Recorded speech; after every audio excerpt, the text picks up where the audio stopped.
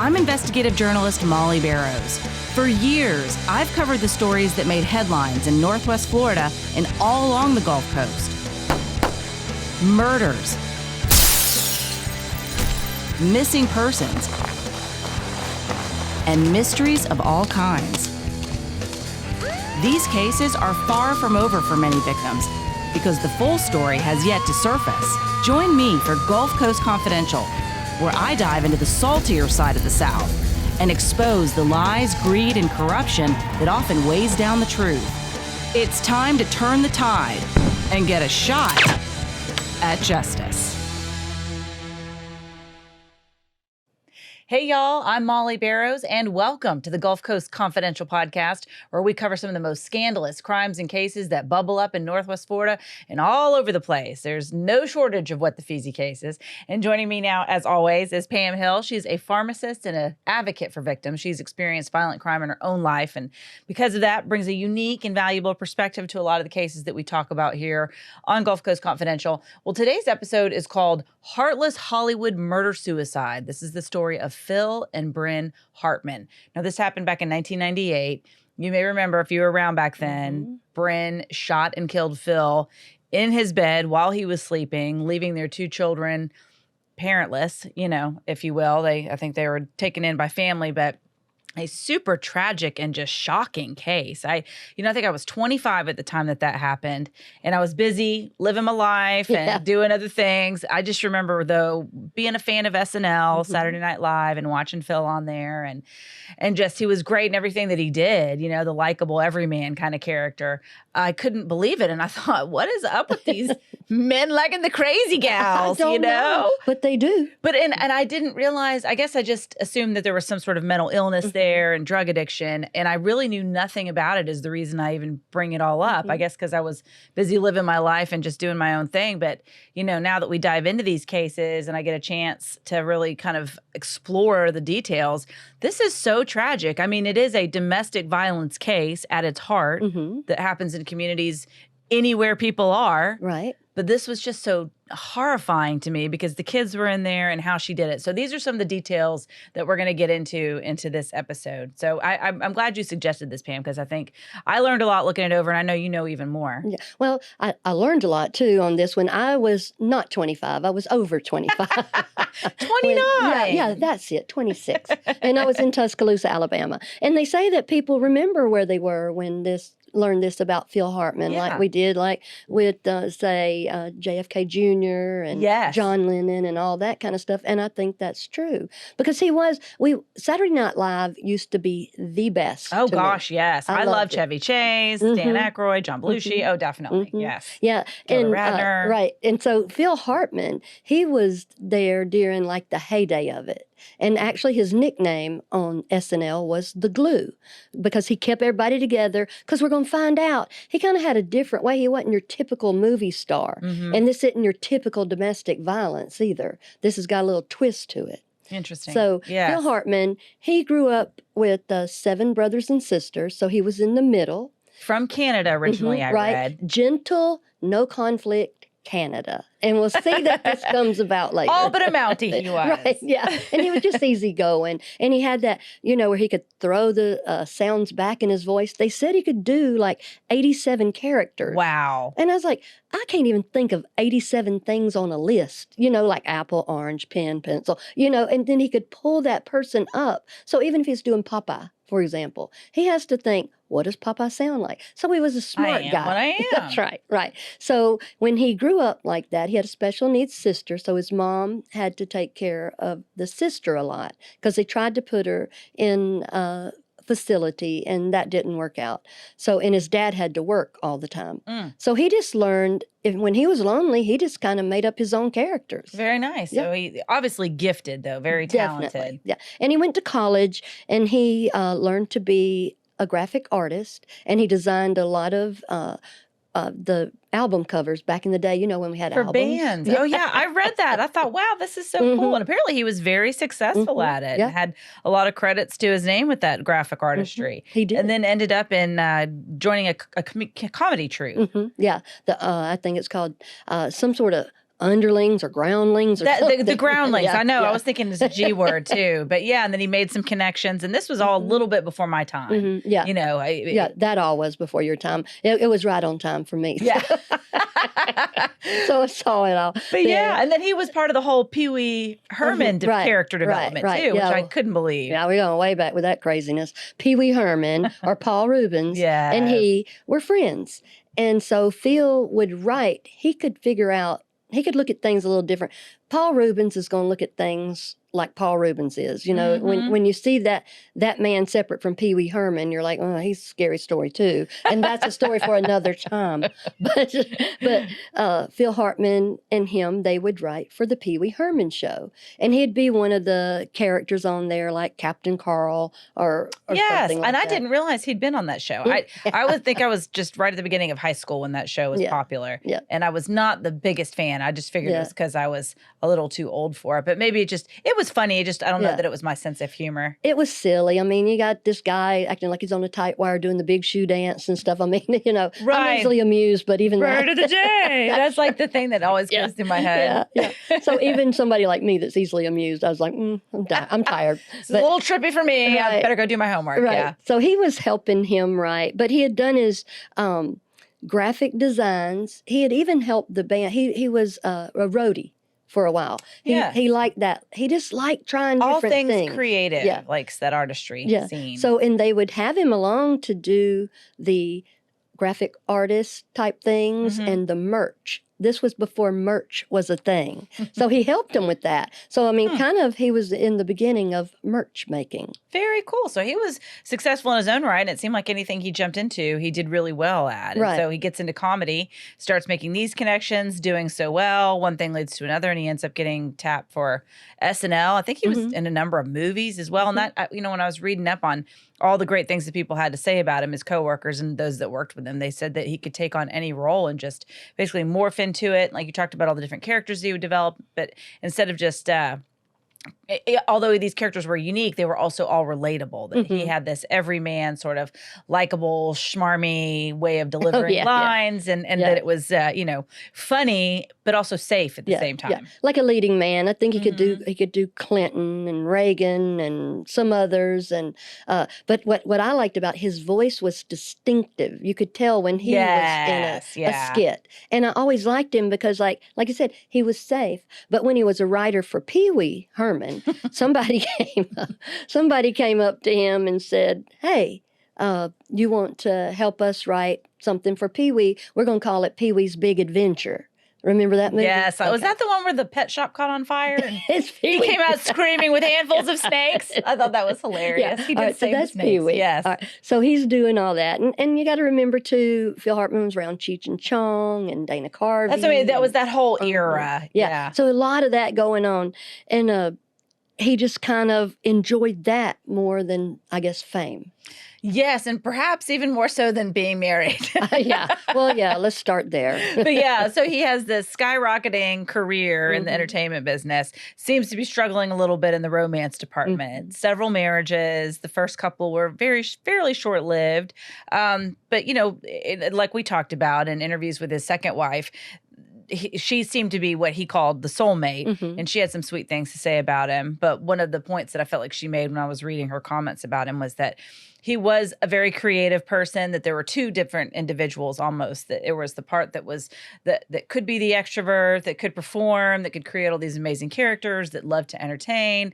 But then there was the part that when he wasn't in front of the camera, when he was on his downtime, he just wanted to be almost reclusive and withdrawn. And I can understand that. That's like recharging before you get out there to do your thing, what you're gifted to do, if you will. But that withdrawing, I think it sounded like it really tested certainly the first couple of relationships and most likely contributed to some of the angst in the third relationship too, but that lack of communication. And then sounds like he may have had an eye for the ladies. He did. He had such an eye. He went on the dating game before. He went on there. And so they were asking these questions, you know, like they always do the silly little questions. And they had asked him, you know, the lady had asked him, "So what's great about you, or what are you known for?" And he said, "I make the best avocado sandwich in the world." So there's that. And if I'd have known him back then, I would have fallen in love with him because I love avocado. I know. We brought an avocado in memory. Next time I have an avocado sandwich, I'll thank Phil Hartman. So he got chosen for that, I guess. He won. But guess what? The lady stood him up. Really? Yeah, she didn't want an avocado sandwich after all? I don't think she wanted a Phil Hartman or an avocado sandwich. Well, it sounds like other people didn't mind having Hartman sandwiches. Yeah. It's amazing how many actors actually were on the dating game. I just recently watched Woman of the Hour. Oh, yeah. Yes. Oh, such a great movie that was based on the real-life serial killer and how the up-and-coming actress was the contestant on the show, and she ended up picking him. And fortunately, she did not go on a date with him, got a bad vibe. But they talked about all the different actors or aspiring ones that went on there, and some that made it, and obviously some that decided to take a different route. But Phil was one of them. He was one of them, and he didn't get his feelings hurt too bad when she didn't show up because he still got paid. And I didn't know you got paid to be on there, but maybe he was up and coming, and they gave him that.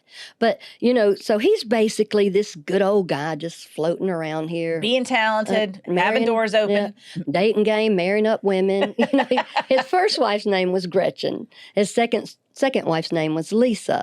And that's who he said was the love of his life. Yes. And soulmate. And she kind of got him, and he loved her so much because she was so fun. Yeah. And so live and let live, and didn't no pressure. Didn't try to manhandle him and stuff.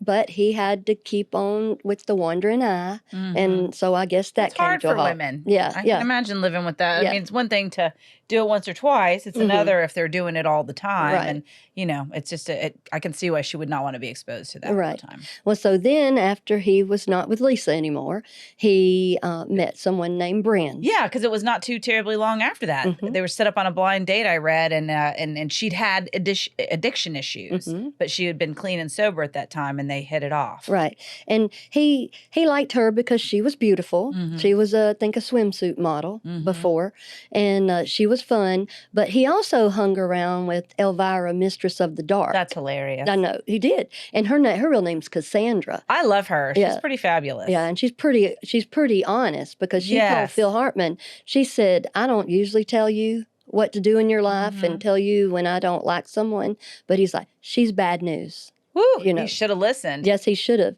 And so, but he didn't. So I think that she was pregnant with their first child is why he said, well, I'm still going to marry her. Yes, and that was the first time he had a child because the first two marriages, no children, and then he had two with her, the first of their two. So he did that anyway. And then Brynn, she was sort of like Lucy on I Love Lucy, and he was sort of like Ricky or Desi, because he was so talented, and she was trying to come along in the Hollywood or movie star or whatever, and she just couldn't make it. He was the star. She was the wife of the star. Right. And she could support him. She was so supportive of him when they were both struggling. And when he got cut loose and he was on Saturday Night Live and he was doing well, she couldn't stand it.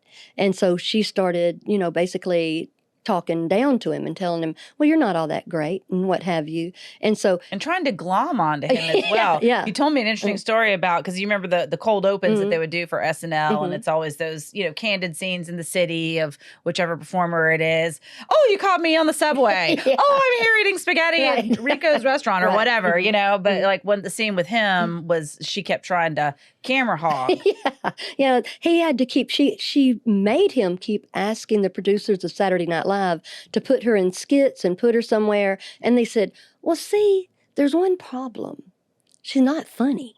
So they said, it's a big problem for on Saturday Night Live. Show, right. So anyway, he finally got it to where she could be in when the cold opens, and she was supposed to be there. I think he's in a restaurant or something. And you see him, he's the star.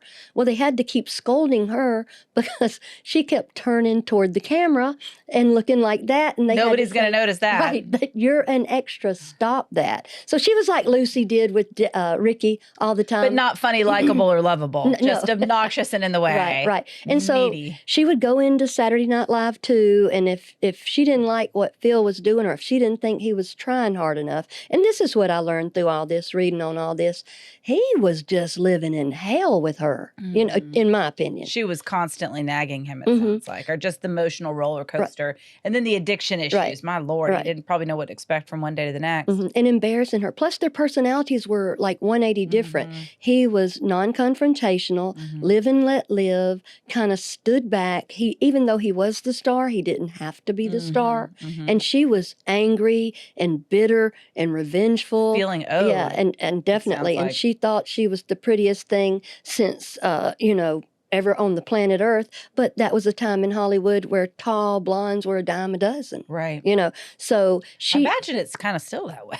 Okay. Not that I have any problem with tall blondes. I mean, I think they're all beautiful and amazing, but I mean, Hollywood seems to attract the most beautiful in the world. For sure. Definitely. Well, I mean, like, she just wasn't different.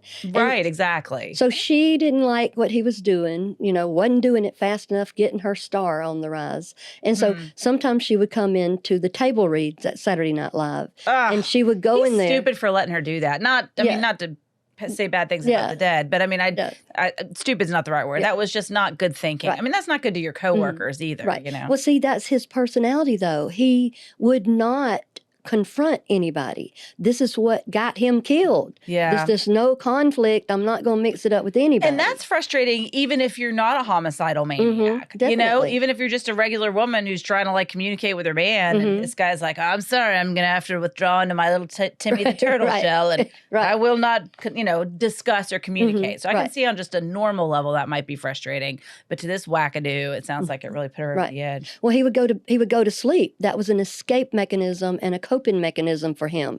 So she would come to the table reads because she knew he was there, and paying attention. She would go sit in the other men's lap and be flirty with them and sticking her tongue in their ear, doing all this right in front of Phil, and he would just be kind of laughing it off because he's not going to confront anybody, She's just anything for a reaction up in the ante. And it made them all feel so horrible. Well, even after Brynn and Phil had gotten married and had a baby, they had their first baby, and the second wife, Lisa, she and Phil were still friends. She still cares what happened. She's probably the only one of the women that really cared about him forever. It sounds like it in the comments that she made about him. Right. And so she wrote a very nice congratulations on your baby card. And if you need something, let me know. And so Brynn saw that, and she got so hot-tempered and so mad, she wrote a 3-page letter, just a fiery pistol ball, firecracker letter, saying, I will kill you if you say my name or Phil's or anything. I don't want to see you. Stay away from me and my family, and you're horrible. We don't need you in our lives. Yeah, that's insane. Yeah, and so she told Phil about that, and non-confrontational Phil, you would think he would say, oh my goodness, I can't believe she did that. He said, you should have seen the first letter she was going to send you. Oh my Lord. Now, what in the world? I mean, that is almost the unhealthy non-coping mechanism. Oh, without a doubt. I mean, he's dead. Yeah. Had he manned up at any point along the way and just said, hey, I need to get myself and my family out of this. I can only imagine that he wanted to stay for the kids up to a point, and also couple that with his crippling inability to confront. Like, it sounds to me like he definitely walked right into the lion's den. He kind of did, but then this is what also, when he finally did confront her about she had, like you said, been sober for 10 years, and then she relapsed. Probably blamed him. Yep. And then so he told her, you are a wonderful mother when you're sober and not angry. But when you're not sober, I'm going to have to take the kids and leave. So he threw the gauntlet out there. And with domestic violence, I don't care if it's men, women, men, whichever way it goes. The moment that you let someone know you're leaving, that's when it's on. That's what I've read, that in a lot of domestic violence cases, the most dangerous time is when the person that's being abused makes the decision to leave. Right. And the abuser feels, I guess, cornered. Right. And you tell them. So she had not only just written bad things to his second wife, she had written all these scathing letters to Saturday Night Live actors also, and he told her, don't send those, you're going to mess up my career. My Lord, she certainly prolific in the Yeah. letter writing Oh, department. yeah. And they were hateful. They were Too much ugly. time on her hands. They were very ugly. And so she didn't do that because he wouldn't let her. So that's when all this is. And So he's starting to finally set some boundaries. right. And so she has her relapse. And she's also been she's doing alcohol, she's doing cocaine, she's taken Zoloft. And you know, I love it when a prescription gets thrown in anywhere and gets the blame for everything. So it's Zoloft again. Zoloft gets thrown in everything. Zoloft, then this is a cautionary tale to physicians and other people that have prescribing privileges. She had gone to the doctor with her son, and she had told the doctor, I'm feeling kind of meh, not good. So he gave her a sample of Zoloft. And so she took that. Well, see, he wasn't doing a history. It wasn't his patient. And so he didn't ask her, are you doing cocaine and dope and alcohol and stuff? She didn't volunteer that either, right? Right. So there's that. So just keep in mind, all these things are floating around, and she's angry at Phil because he's fixing to, pull the rug out from under her, but she still wants to keep using. Yeah. So it's obviously a train wreck. It was never going to end any other way because she wasn't going to change her behavior, didn't want to. No. So what happened the day that she decided that she was going to do what she did? Yeah. She went to dinner with her friend named Christine, and they had a nice time. I think it was an Italian restaurant. And then she decides she's not through, and Christine goes, I'm going home. I'm done for the evening. Right. And then so I guess apparently Brynn then leaves, heads back to the house, and she and Phil argue again like they had been. And per usual, he withdraws and he goes into his bedroom, which I think you and I had been talking about. I guess that's his MO as well, this withdrawal. And he had told a friend, he goes, I go into my cave and she throws cave bombs. Yeah, that's try what to he get me to said, come yeah. out again. And so in this case, sadly, she didn't throw a cave bomb. She homicidal. But so they argue. He goes to bed, and apparently about 3 o'clock in the morning, she decides that she's just had enough. The whole time she's just sitting there getting worked up and angry and upset. So they had a small collection of guns. I think she liked them, is the way that it was described. But she as he was sleeping, she had gone to get a .38 caliber Smith & Wesson Model 15 revolver, is what they say. But she went into the bedroom sometime between 2 and 3. He was sound asleep, just wearing his boxers and a T-shirt. And she shot him in between the eyes, and she shot him in the throat, and she shot him in the chest. And their young son, their 2 kids were home at the time. I believe they were just like 6 and 9, somewhere in that age range. And the boy's older. And he said that he told the police later that he heard the gunshots and it just sounded like the slamming of a door over and over. Well, unbelievably, she leaves, that when I think about that little kid's quote, it just hurts my heart because they heard it. They were there. And then she leaves them alone in the body, in the house with the body of their father. So thankfully, it doesn't sound like they saw him, but I don't know. I just didn't read anything that indicated that they did. So anyway, but after she shoots and kills him, she leaves and she goes over to her friend Ron Douglas's house. And that's where she tells him, hey, I killed my husband, but he doesn't really believe her. He knows she's got a bad temper, but she's also acting kind of crazy. He can tell she's kind of high, I think, and drunk. He said that she smelled of alcohol when she got there, and he doesn't believe her, and she basically just like collapses on the floor and then wakes up a little while later and goes to the bathroom and pukes and pukes and pukes. So now she's slightly more sober, and she's still telling him that she killed her husband. And he said, well, let's go over there. So they drove their car separately. And then on the ride over in her own car, she calls another friend who believed it more quickly, if you will. And this other woman, so they're all 3 of them are on their way back to the Hartman residence where there's this bloodbath where she shot him and he's, this gruesome scene. But she and Ron get there first before the other friend, and Ron sees the body of Phil and sees what she's done, and he calls 911. And then the friend comes in, and I think at that point they start trying to gather the kids. But you may know a little bit more about the police part. Yeah, they have the police, and they're trying to gather the kids and get them out of there. And so Brynn's upstairs in that master bedroom with She's Phil. Locked herself in the bedroom at that point. Right. Yeah. She's up there with him, and she calls her sister to ask her sister to take care of her children. I don't know exactly what she tells her, but I can only imagine it was something that her sister just was helpless, couldn't do anything about. So when Brynn had heard the police, saying, we're the police, open up. You hear a shot go off, and she shoots herself in the mouth after she has gotten in the bed next to Phil. That's just nuts. And if that's the route you're going to go, start there first, in my opinion.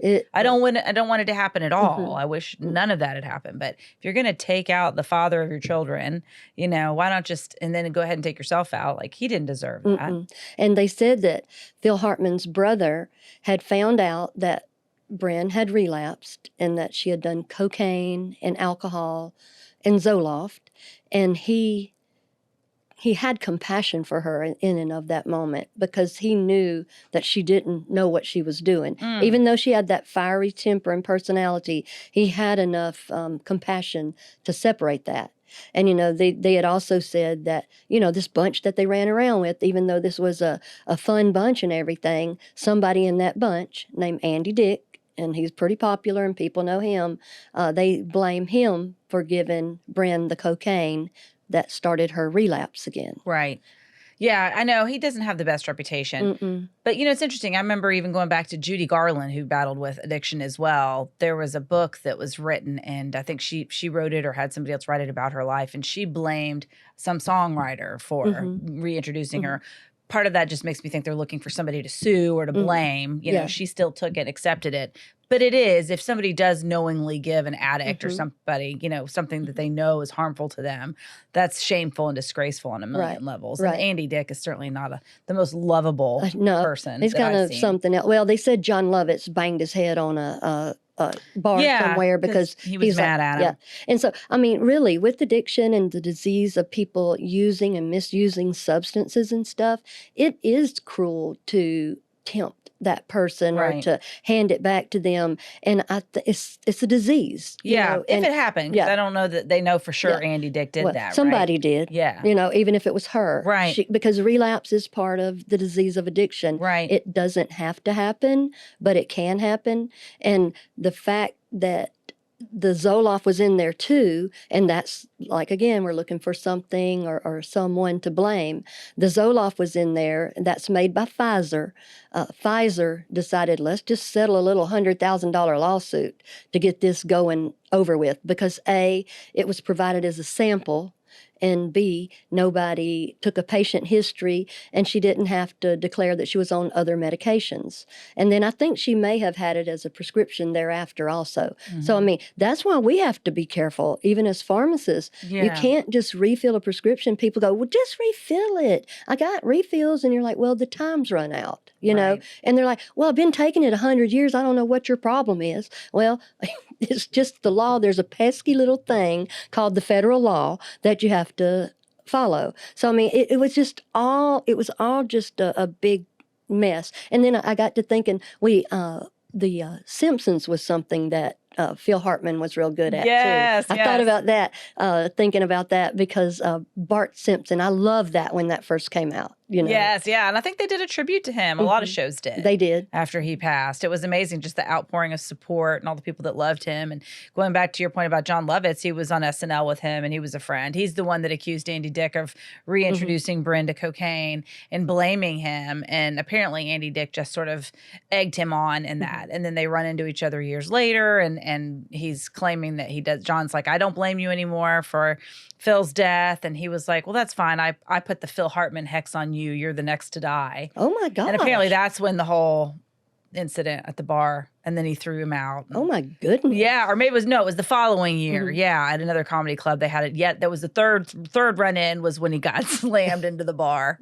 Yeah, supposedly. I think those two needed to stay away from each other. I agree, but it definitely goes to show there was a lot of passion, around him, that people cared about him, and he had a lot of interesting people around him, and they were certainly sad that he was gone. The response, just I said, it just goes on and on and on. All the different people that had something nice to say about him, and that they were shocked and appalled to see that his death was in the headlines like this, that of all people to have that happen, that he was so easygoing. But apparently, you can be so talented and present in one way, but then behind the scenes, things that nobody would ever imagine are going on. And I don't think anybody could imagine the level of just instability that he was putting up with. And I think if you get fire and ice, sometimes that is not a good formula. Because, Definitely. seriously, a lot of us have been taught to walk away when something's brewing or big and stuff. So I think that maybe he took that to a different level because he could literally go to sleep. Now, if I'm arguing with somebody like that and I walk away, I guarantee you I am not going to go to sleep. Yeah, I'd be too wound up. My brain would be cooking. But that's my personality, is to keep thinking about stuff, not necessarily to go, and do these emotional grenades and stuff like that. But he really had to develop that since he was a child, and that was his coping mechanism. Well, they honored him. I think he got a Hollywood Walk of Fame star after that. I think the Canada recognized him as well, and just award after award and article after article, and just friends, so many tributes. So his legacy is definitely one of love and laughter. And it's a shame that this death was so headline making and so tragic and so ugly. But, the upside is that perhaps even conversations like this one, people can say, hey, I'm in a situation. I've been in hot water like a frog for too long. It's at a boiling point, and I didn't notice. I didn't notice my own life could be on the line. I didn't notice my family's life could potentially be on the line. But, I think we just get into our own ruts of putting up with bad behavior, whether it's out of self-protection. It sounds like that was his coping mechanism to withdraw. And then maybe he just didn't realize how much danger he was in. And I certainly would not want other people to stay in a situation like that. I think so. I think he just had no idea it was as bad as it was. I know. Well, thank you, Pam. Anything else you think would be important to add about this one? About this one, I was just going to tell you about Mama Cass Elliot. Oh, yes, of course. It's been 50 years since she had passed away. Wow. And we were talking about the way that some of our legends and the people that beloved folks that we knew back in the day, entertainment-wise, passed away. Did you hear? What you know about how Mama Cass Elliot passed away? When I was growing up, I'd always heard that she choked on a sandwich, just like John Bonham, the drummer for Led Zeppelin, choked on his own puke, whatever. It was not pleasant, but those are the things that I remember, these one-liner ways that they passed. Right. Because that was in 1974, and Mama Cass Elliot was only 32 years old, and she was with the Mamas and the Papas. By the way, she hated being called Mama. And hated being called Mama Cass because she's just 32. But she she yo-yo dieted. She was about 300 pounds, and she had lost 100 pounds, and then she'd gain it back and forth. And she had the drug culture too. The Mamas and the Papas did. So when she was in London at one of the best points of her life, of her solo career, and she had died in her sleep. The manager had gone in her hotel room, and he saw a ham sandwich on the bedside table. And he thought, well, we're going to say that she choked on this ham sandwich. And because he thought she had overdosed, and he didn't want the bad publicity. Right. And she had a little daughter named Owen. And Owen has written a book now. It's called My Mama, Cass. Oh, wow. Isn't it cool? That's cool. Yeah. And so she said she's so thankful to Mama Cass Elliot's manager because he basically protected a legacy that she would be stuck with, thinking that her mom just overdosed on drugs, which she did not. Wow, that's such a blessing. I guess if you had to choose between one lie or another, I'd rather go down as having choked on a ham sandwich than that got OD'd so much on fentanyl or well, something. I don't know. It got so much hell, and people made fun of her so much. Because of her weight. Yeah, and because people are not kind when it comes to weight. That's just a very cruel thing to me to. And it's interesting too about weight. Maybe we should do a whole episode on this, but that's another coping mechanism for people who've been sexually abused. They put on the weight as an extra layer of defense, an added layer of maybe you won't find me desirable, maybe you won't be attracted to me, or whatever they blame for the reason that for their abuse. And food will never disappoint you, and it's pleasant. But Mama Cass, she had done that yo-yo dieting, and she was sedentary, and she wasn't doing cardio, or she kind of had the lifestyle. She did do drugs, and she did. How could you not back in that era? Being I think that's what they did. Yeah. And so the yo-yo dieting, and it was just too much for her heart. Yeah. And I'm certainly not condoning it or excusing it, but I can certainly understand how that would happen. And I'm so sad that her daughter had to grow up without her mom. But what a beautiful tribute to be able to write that book. Oh, yeah. I loved her. I loved that Monday. I like that song. Yes. And that each night before you go to bed. I love her singing that one too. Awesome. Well, Pam, thank you as always You're for joining welcome. us. And we thank you for joining us on Gulf Coast Confidential. That's it for this episode, Heartless Hollywood Murder Suicide, Phil and Brynn Hartman. I'm your host, writer, and producer, Molly Barrows, with co-host and researcher Pam Hill. And a big thanks, as always, to our director, editor, and production engineer, James Roy.